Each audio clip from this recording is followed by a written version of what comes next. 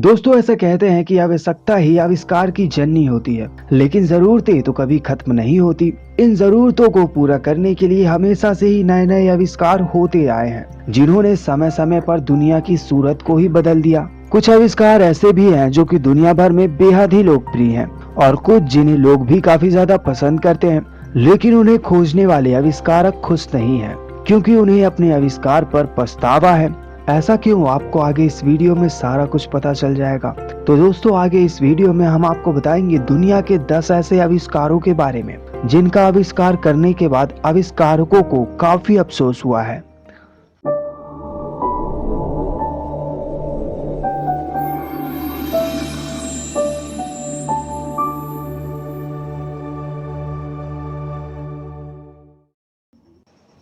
दोस्तों आते हैं नंबर 10 पर और जानते हैं ऑफिस क्यूबिकल्स के बारे में।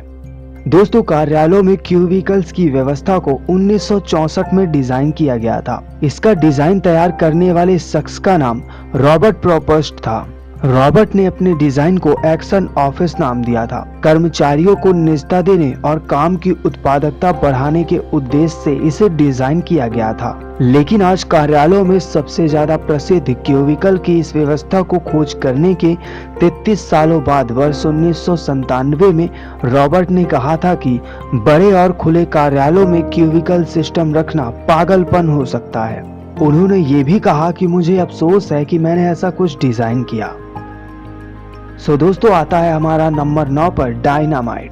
डायनामाइट का आविष्कार स्वीडिश वैज्ञानिक अल्फ्रेड नोबेल ने किया था। वो वैज्ञानिक जिनके नाम पर नोबेल पुरस्कार भी दिया जाता है। इतिहासकार बताते हैं कि युद्ध में अपने इस आविष्कार के इस्तेमाल को देखकर नोबेल बेहद ही हतोत्साहित हो गए थे। उन्हें महसूस हो गया था कि उनका ये आविष्कार युद्ध को बढ़ावा देगा। उन्होंने अपने आविष्कार से होने वाले नुकसान की भरपाई के लिए नोबेल शांति पुरस्कार की भी शुरुआत की थी। हालांकि प्रथम विश्व युद्ध में डायनामाइट के कारण जो तबाही हुई थी वह देखने से पहले ही अल्फ्रेड नोबेल की मृत्यु हो गई थी।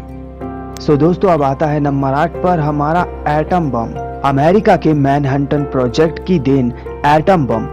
इस प्रोजेक्ट की शुरुआत रॉबर्ट ओपेनहाइमर ने की थी, जिन्हें एटम बम का जनक भी कहा जाता है। पहले ओपेनहाइमर अपनी इस सफलता पर काफी खुश हुए थे, क्योंकि उन्होंने दुनिया का पहला इस तरह का एक परमाणु हथियार ढूंढा था। लेकिन बाद में उन्हें इसके लिए काफी पछतावा हुआ। इस हथियार पर प्रतिबंध लगाने के लिए उन्होंने सरकार से काफी गुजारिश की। 1945 में तत्कालीन राष्ट्रपति हैरी एस ट्रूमैन से मिले, जिसके बाद ओपेनहाइमर ने कहा था कि मुझे ऐसा लग रहा है कि जैसे मेरा हाथ खून से रंगा हुआ है। इस आविष्कार को प्रोत्साहन देने वाले वैज्ञानिक आइंस्टीन को भी अपने फैसले पर काफी पछतावा हुआ था। उन्होंने इसे अपनी सबसे बड़ी गलती में से एक माना था। दोस्तों नंबर 7 शॉपिंग मॉल। 1950 के दशक में दुनिया में पहली बार शॉपिंग मॉल का अवधारणा विकसित करने का श्रेय विक्टर ग्रुएन को जाता है।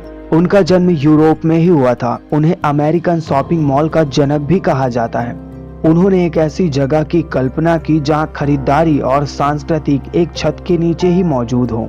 लेकिन बाद में उन्हें महसूस हुआ कि अमेरिकी मॉल्स ने असल में शहरों को बर्बाद किया है। अपनी इस खोज पर उन्हें बेहद ही पछतावा हुआ था। दोस्तों नंबर 6 पर आता है हमारा AK-47 राइफल्स। मिखाइल कलाशिनकोव ने इस ऑटोमेटिक ऑलसेट राइफल का आविष्कार 1947 में किया था। उनके और इस आविष्कार के वर्ष के नाम पर इस बंदूक का नाम ऑटोमेट कैल्सिनकोव 1947 यानी कि AK-47 रखा गया। इसका आविष्कार रूस की सेना के लिए किया गया था, जिन्होंने 1949 में इस हथियार की शुरुआत की थी। लेकिन बाद में अन्य देशों द्वारा भी इसका इस्तेमाल किया जाने लगा। आज लगभग हर एक देश में AK-47 मौजूद है। अपने इस आविष्कार के कारण कैल्सिनकोव रूस के हीरो बन गए थे। पूरी जिंदगी अपने आविष्कार का पक्ष भी लेते रहे और हिंसा के लिए राजनेताओं को जिम्मेदार ठहराते रहे। लेकिन अपनी 2013 में मृत्यु के साल पहले उन्होंने रूस के ऑर्थोडॉक्स चर्च को एक चिट्ठी लिखी थी, जिसमें इस हथियार को बनाने के बाद का दर्द उन्होंने बयां किया था। उन्होंने लिखा था कि इसके कारण होने वाली हत्याओं के लिए वह खुद को जिम्मेदार मानते हैं और यह उनके लिए असहनीय है। वाकई में दोस्तों उन्होंने काफ़ी अफसोस जताया, क्योंकि उन्होंने एक ऐसी चीज़ का निर्माण किया था जो कि देखते ही देखते कम समय में कई लोगों की जानें ले सकती थी। सो दोस्तों अब आते हैं नंबर 5 पर और जानते हैं एक और ऐसे ही आविष्कार पेपर स्प्रे के बारे में। 1980 के दशक में FBI द्वारा इस्तेमाल किए जाने के लिए वैज्ञानिकों ने पेपर स्प्रे की खोज की थी। कामरान लोमैन इसे बनाने वालों में से एक थे। उन्होंने कहा था कि आंदोलन में प्रदर्शनकर्ताओं पर इस स्प्रे का इस्तेमाल होता देख वो चौंक गए थे। उन्होंने कहा, मुझे ऐसा लग रहा था कि मेरा कर्तव्य है कि मैं लोगों को समझाऊं कि इस काम के लिए इस पेपर स्प्रे का निर्माण नहीं किया गया था। लेकिन इसके बाद उन्होंने काफी अफसोस जताया और कहा कि मैंने तो एक ऐसी चीज बनाई थी जिसका अगर सही इस्तेमाल किया जाए तो ये सही है, लेकिन अगर कोई इसका गलत इस्तेमाल करता है तो ये लोगों को फिजूल में ही क्षति पहुंचाएगी। सो दोस्तों अब आता है हमारा नंबर 4 और नंबर 4 पर जानते हैं एक और ऐसे ही आविष्कार वर्ल्ड वाइड वेब के बारे में।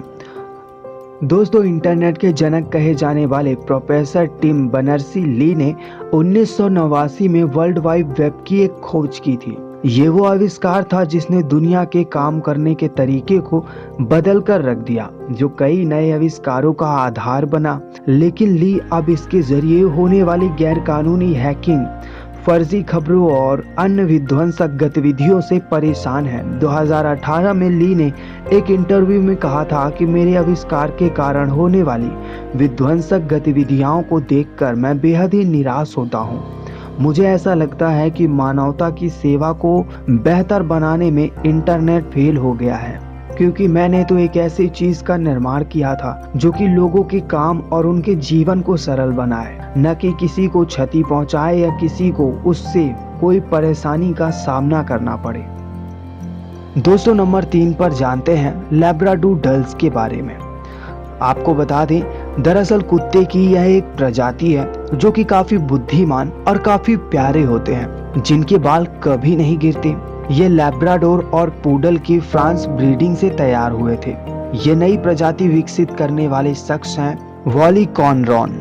ऑस्ट्रेलिया के कॉनरॉन को बाद में अपनी इस खोज के बारे में काफी पछतावा हुआ जब उन्होंने देखा कि लोग बड़े पैमाने पर यह ब्रीडिंग करने लगे हैं। इस कारण कई अवस्थाओं में कुत्तों का जन्म हुआ जिन्हें आवारा छोड़ दिया गया और वो गलियों में भटकने लगे। अपनी इस खोज पर उन्हें काफी अफसोस हुआ और कई बार उन्होंने इस अफसोस को सबके सामने जाहिर किया। सो दोस्तों अब नंबर 2 पर आता है हमारा इमोजी। दोस्तों एक कंप्यूटर साइंस के शिक्षक स्कॉट फेलमैन ने पहली बार इमोटिकॉन का इस्तेमाल मजाक के लिए ही किया था, लेकिन उन्हें ये पता नहीं था कि हंसी मजाक के लिए किए गए इस प्रयोग को ढेर सारा प्यार मिलेगा और ये इमोजी बन जाएगा। बाद में फेलमैन ने सभी के सामने ये कहा कि मैंने जो बनाया वो किसी तरह का अहित करने वाला नहीं था, लेकिन इसका दायरा जिस तरीके से इसे बढ़ाया गया उसकी मैंने कभी भी इजाजत नहीं दी थी और आज इसका इस्तेमाल कई लोग कर रहे हैं। तो चलिए दोस्तों अब इसी श्रृंखला में बढ़ते हैं आगे और आते हैं नंबर 1 पर और जानते हैं एक और ऐसे ही आविष्कार हवाई जहाज के बारे में। दोस्तों जैसा कि आप सभी तो जानते ही होंगे कि हवाई जहाजों का आविष्कार करने वाले राइट ब्रदर्स ही हैं। राइट ब्रदर्स में से एक ऑवरेल राइट ने जब द्वितीय विश्व युद्ध में बम बरसाने के लिए हवाई जहाजों का इस्तेमाल होते देखा तो वो काफी चिंतित हुए थे। ऐसा बताया जाता है कि जब अपने आविष्कार की मदद से उन्होंने हजारों लोगों को मरते हुए देखा तो उन्होंने इसे विकसित करने पर काफी अफसोस जताया। वैसे दोस्तों अगर कहा जाए तो ऐसा जिस किसी के भी साथ हो उसका दिल बेशक ही टूट जाए, क्योंकि इन सभी आविष्कारकों ने ऐसी चीजों की खोज करने का सोचा जिन चीजों की वजह से लोगों का जीवन सरल हो सके और वो सुविधाओं का लाभ उठा सके। लेकिन आज उनकी इन आविष्कारों की वजह से कई मासूमों की जानें जाती हैं और कई मासूमों को इनके जरिए क्षति पहुंचाई जाती है। तो ऐसे में बेशक ही अफसोस हर किसी को होगा। सो दोस्तों अगर आपको हमारा ये वीडियो पसंद आया हो और इस वीडियो में जिन भी फैक्ट के बारे में हमने चर्चा की उनमें से आपको कौन सा पसंद आया आप हमें कमेंट बॉक्स पर जरूर बताइएगा। और साथ ही इन फैक्ट से रिलेटेड अगर आप कोई भी सवाल पूछना चाहते हैं तो आप हमसे कमेंट बॉक्स पर भी चर्चा कर सकते हैं। तो चलिए दोस्तों, हम मिलते हैं हमारे अगले वीडियो में। तब तक के लिए आप हमारे चैनल को जरूर सब्सक्राइब कर लीजिएगा ताकि आप ऐसे और भी वीडियोस का मजा उठा सकें। धन्यवाद।